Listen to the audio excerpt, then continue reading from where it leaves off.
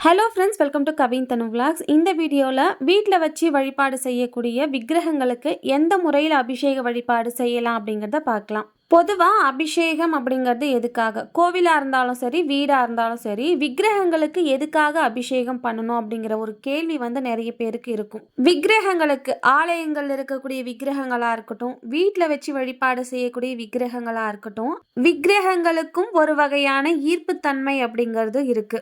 அப்படி இல்லை அப்படின்னு சொன்னா உயிர்ப்பு சக்தி அப்படிங்கிறது அந்த விக்கிரகத்துல இருக்காது.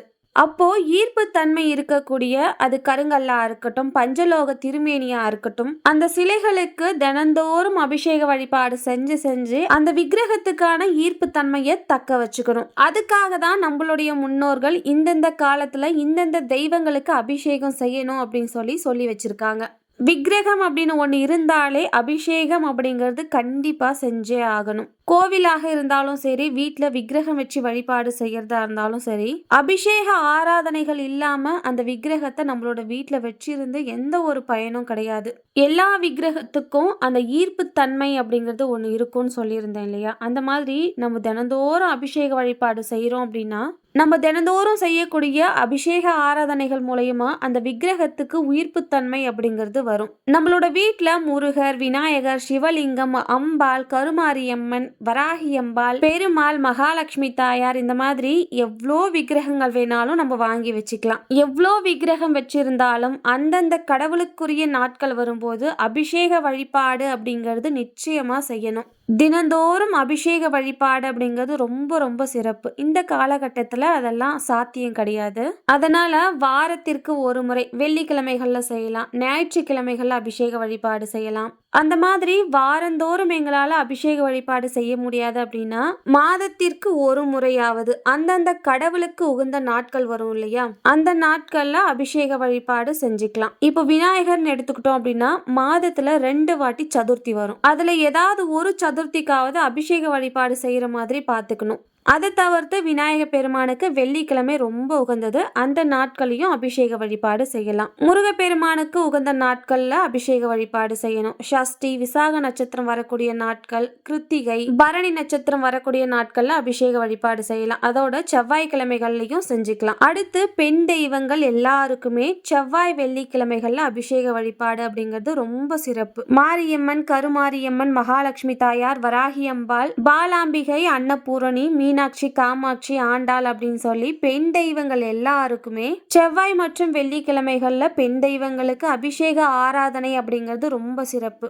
பெண் தெய்வங்களுக்குமே ஒரு நாள் சிறப்பான நாட்களா இருக்கும். வராகி அம்பாலை எடுத்துக்கிட்டோம் அப்படின்னா அவ பஞ்சமி நாயகி. தேய்பிறை, வளர்பிறை, பஞ்சமி நாட்கள்ல அபிஷேக வழிபாடு செய்யணும். ஆண்டாள் எடுத்துக்கிட்டோம் அப்படின்னா மார்கழியில ஆண்டாள் வழிபாடு அப்படிங்கிறது ரொம்ப சிறப்பு. இந்த மாதிரி ஒரு தெய்வங்களுக்குரிய நாட்கள் வரும்போது அவங்களுக்கான அபிஷேக வழிபாடு அப்படிங்கிறது நிச்சயமா செய்யணும். லிங்கம் வச்சு வழிபாடு செய்றீங்க அப்படின்னா பிரதோஷ நாட்கள் வரும், மாத சிவராத்திரிகள் வரும். அந்த மாதிரி நாட்கள்ல நம்ம கம்பல்சரி சிவபெருமானுக்கு அபிஷேக ஆராதனை அப்படிங்கிறது முக்கியமா செய்யணும். இந்த மாதிரி எல்லாம் எங்களால செய்ய முடியல அப்படின்னா கூட மாதத்திற்கு ஒரு முறையாவது வீட்டில் இருக்கக்கூடிய எல்லா விக்கிரகத்தையும் ஒன்னா வச்சு ஒரே ஒரு அபிஷேகம், பாலால் அபிஷேகம் செஞ்சா கூட போதும். அந்த மாதிரி மாதத்திற்கு ஒரு முறையாவது அபிஷேக ஆராதனை செய்து அந்த கடவுளுடைய அனுகிரகத்தை நம்ம கிட்டயே தக்க வச்சுக்கணும். இப்போ எந்த மாதிரி எல்லாம் அபிஷேகம் பண்ணணும், எந்த முறையில அபிஷேகம் பண்ணணும் அப்படிங்கறத பார்க்கலாம். கருங்கல்லால் ஆன விக்கிரகங்கள் வச்சிருக்கீங்க,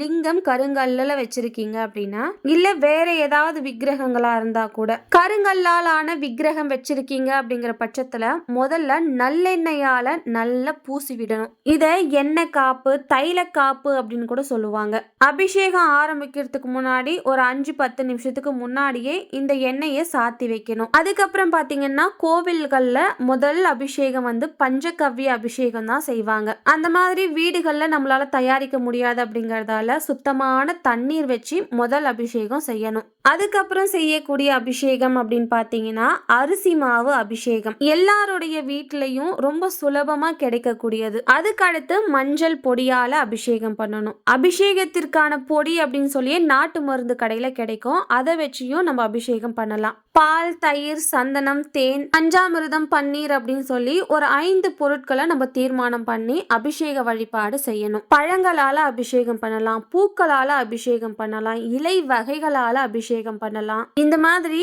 நம்ம கிட்ட என்ன இருக்கோ, நம்மளால என்ன முடியுதோ அதை எல்லாத்தையும் தீர்மானம் பண்ண வேண்டியது நம்ம தான்.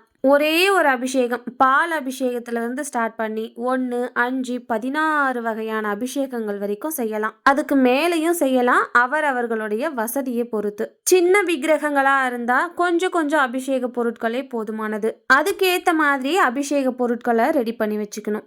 முதல்ல தண்ணி ஊற்றி அபிஷேகம் பண்ணிடணும். சுத்தமான தண்ணி எடுத்து வச்சு அதில் முதல்ல அபிஷேகம் பண்ணிடணும். அதுக்கப்புறம் இப்போ உதாரணத்துக்கு சந்தனம் எடுத்திருக்கீங்க அப்படின்னா தண்ணி ஊற்றி அபிஷேகம் பண்ணதுக்கு அப்புறமா சந்தனத்தால் அபிஷேகம் பண்ணணும். அந்த சந்தனம் முழுக்க விக்கிரகத்துக்கு அபிஷேகம் பண்ணதுக்கு அப்புறமா மஞ்சள் அப்படின்னு சந்தனம் வச்சு அதுக்கு மேலே குங்குமம் வச்சு பூக்களால் அர்ச்சனை செஞ்சுட்டு தீப தூபமெல்லாம் காட்டினதுக்கு அப்புறமா நிவேதனம் பக்கத்திலே வச்சுடுங்க. இப்போ சந்தன அபிஷேகம் முதல் அபிஷேகம் முடிஞ்சிருச்சு. இப்போ அடுத்த அபிஷேகம் மஞ்சள் எடுத்திருக்கீங்க அப்படின்னா நம்ம முன்னாடியே செஞ்சிருக்க அந்த சந்தன அபிஷேகத்தை அடுத்து சுத்தமான தண்ணீர் விட்டு அந்த சந்தனம் முழுக்க அந்த விக்கிரகத்தை விட்டு கீழே போனதுக்கு அப்புறமா அடுத்த அபிஷேகம் ஸ்டார்ட் பண்ணணும். இதே மாதிரி தான் எத்தனை அபிஷேக பொருட்கள் எடுத்து வச்சிருக்கீங்களோ அத்தனை பொருட்களுக்குமே முதல்ல தண்ணி ஊத்திட்டு அதுக்கப்புறம் நீங்க எடுத்து வச்சிருக்க அபிஷேக பொருளை ஊற்றணும். சந்தனம் மஞ்சள் குங்குமம் இட்டதுக்கு அப்புறமா பூக்களால் அர்ச்சனை செஞ்சு தீப தூபம் காட்டி நிவேதனம் வைக்கணும். இதே ப்ரொசீஜர் தான் நீங்க எத்தனை அபிஷேகம் செஞ்சாலும். எல்லா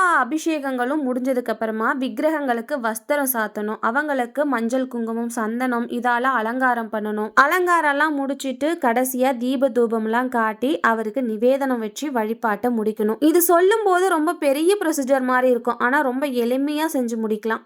இதை விட எளிமையான அபிஷேக வழிபாடு இருக்கான்னா சுத்தமான தண்ணீர் எடுத்து அபிஷேகம் செஞ்சு வழிபாடு செஞ்சா கூட இறைவனுடைய அருள் நிச்சயமா நம்மளுக்கு பரிபூர்ணமா கிடைக்கும். சுத்தமான தண்ணீர் எடுத்து மஞ்சள் குங்குமம் இட்டு தீப தூபம்லாம் காட்டி நிவேதனம் வச்சு வழிபாடு செஞ்சா கூட இறைவனுடைய அருள் பரிபூர்ணமா கிடைக்கும். ஆனா எதுவுமே செய்யாம அந்த விக்கிரகங்களை அப்படியே காய விடக்கூடாது. அது மிகப்பெரிய பாவம். எந்த ஒரு விக்கிரகத்தையும் அபிஷேக வழிபாடு இல்லாம காய விடக்கூடாது. பெண்களுக்கு மாதவிடாய் நேரம் வரும் இல்லையா, அந்த மாதிரி டைம்ல வீட்டில் யாராவது இருந்தாங்கன்னா அவங்க மூலியமா அபிஷேகம் செஞ்சுக்கலாம். குழந்தைங்களும் செய்யலாம். சின்ன வயசுல இருந்தே குழந்தைங்களுக்கு இந்த மாதிரி ஆன்மீகம் சம்பந்தப்பட்ட எல்லா விஷயங்களையும் நம்ம கற்றுக் கொடுக்கணும். என்னோட குழந்தைங்க நான் அபிஷேகத்துக்குன்னு வந்து உக்காந்துட்டேன் அப்படின்னா அவங்களும் சேர்ந்து தான் அபிஷேகம் செய்வாங்க. என்னோட பசங்க 2 பேருமே அபிஷேகம் அவ்வளோ அழகா செய்வாங்க. அபிஷேகம் பண்ணும்போது கூடவே இருந்து பார்க்குறாங்க இல்லையா, அது வந்து அப்படியே அவங்க லேர்ன் பண்ணிக்கிறாங்க. இப்போ விக்கிரக வழிபாடு அப்படின்னு சொல்லிட்டு இருக்கோம். இந்த மோல்டுனால செய்யப்பட்ட இந்த விக்கிரகங்கள்லாம் இருக்கும் இல்லையா, ஷோ பீஸ் மாதிரி மோல்டுல செய்யப்பட்ட விக்கிரகங்கள்லாம் இருக்கு. அதை நாங்க பூஜை அறையில வச்சு வழிபாடு செஞ்சுட்டோம். அதுக்கெல்லாம் அபிஷேகம் பண்ணணுமானா அதுக்கெல்லாம் பண்ணக்கூடாது. அதுக்கெல்லாம் அபிஷேகம் பண்ணீங்க அப்படின்னா அதெல்லாம் ஊறி போய் அதோட தன்மையை இழந்துடும். அதனால நீங்க வச்சு வழிபாடு செஞ்சுட்டீங்க அப்படின்னா அது அப்படியே இருக்கட்டும், அதை தொடர்ந்து வழிபாடு செய்யுங்க. உலோகங்களால செய்யப்பட்ட விக்கிரகங்கள் இருக்குன்னா அதுக்கு கம்பல்சரி அபிஷேகம் பண்ணணும். கருங்கல், பித்தளை, தங்கம், வெள்ளி, ஐம்பொன், செப்பு இந்த மாதிரி உலோகங்களால செய்யப்பட்ட விக்கிரகங்களுக்கு தான் அபிஷேகம் செய்யணும். அபிஷேகம் பண்ண தனியே என்ன பண்ணுவீங்கன்னு கேக்குறீங்க. கால்படாத இடம், மரம், செடி, கொடிகள் இருக்கு அப்படின்னா அந்த இடத்துல எடுத்துட்டு போய் ஊத்தி விட்டுடலாம். இந்த பதிவுல விக்கிரகங்களுக்கு வீட்டுல அபிஷேக வழிபாடு எப்படி செய்யலாம், அபிஷேகங்கள் முறையா எப்படி செய்யலாம் அப்படிங்கறத டீட்டெயில்டா சொல்லியிருக்கேன். இதுல ஏதாவது சந்தேகங்கள் இருக்கு அப்படிங்கிற பட்சத்துல கீழே கமெண்ட் செக்ஷன்ல சொல்லுங்க. அதுக்கான விளக்கத்தை அடுத்தடுத்த பதிவுல நான் சொல்றேன். இந்த வீடியோ உங்களுக்கு யூஸ்ஃபுல்லா இருந்திருக்கும் நம்புறேன். இந்த வீடியோ பிடிச்சிருந்தா லைக், ஷேர் பண்ணிட்டு நம்ம சேனலை சப்ஸ்கிரைப் பண்ணி வச்சுக்கோங்க. கவின் தனு விளாக்ஸ்க்கு சப்போர்ட் பண்ணுங்க. நெக்ஸ்ட் ஒரு இன்ட்ரெஸ்டிங்கான விளாக்ல பார்க்கலாம். Bye from Thulasi.